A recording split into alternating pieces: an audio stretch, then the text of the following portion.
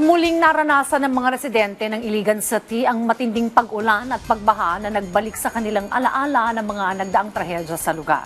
Pero sa pagdaan ng mga taon, nanatiling hamon kung paano mapalalakas ang kahandaan ng lungsod laban sa mga sakunang dulot ng nagbabagong klima. Ang detalye sa report ni Floyd Brents.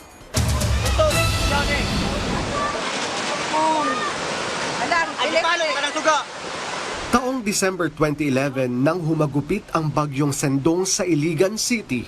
Isang trahedyang tumatak sa alaala ng lungsod matapos malubog sa rumaragasang baha ang mga komunidad sa gilid ng Mandulog at Tubod Rivers. Makalipas ang mahigit isang dekada, tila nanumbalik ang karanasan ng Iligan sa pagdating ng Tropical Depression Bashang. Hindi man ito kasing lakas ng isang ganap na bagyo, nag-iwan ito ng takot sa mga residente.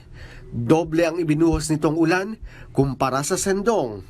Batay sa datos ng Pag-asa, umabot sa 383 mm ang naitalang ulan sa Barangay Tipanoy at 361 mm sa Barangay Pugaan sa loob lamang ng 24 oras. Malayong mas mataas kaysa 180 mm na ulan ng Sendong noong 2011. Sa mga numero pa lamang, malinaw na mas matindi ang buhos ng Bashang. Pero taliwas sa inaasahan, hindi kasing lawak noong 2011 ang saklaw ng pagbaha. Gayunman, hindi nangangahulugang ligtas ang Iligan. Ayon kay Frederick Asio, kasalukuyang mayor ng Iligan, kailangan ng mas matibay na infrastructure projects para hindi mauwi sa tuluyang pagkasira ang kanilang lungsod. Kailangan natin ng intervention talaga sa mga infra, no, na mga infra programs o mga projects dito sa Iligan. Kasi what happened 11, 13 years ago sa Sendong, that's exactly what happened to the other day. Ayon sa mga lokal na obserbasyon, ang mabilis na pag-apaw ng Tubod River ay hindi lamang dulot ng ulan, kundi pinalala ng problema sa daluyang tubig, kabilang ang siltation, makitid na estero at mga estrukturang humaharang sa natural na agos ng ilog. Mga isyong matagal nang inuugnay sa trahedya ng Sendong, ngunit nananatiling hamon hanggang ngayon.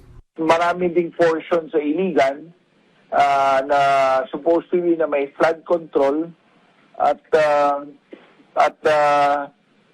na walang hindi napagawa. So there are projects na supposed to be in the pipeline pero hindi napagawa, hindi na implement. So that's the reason why water keeps coming into the communities around the riverbanks.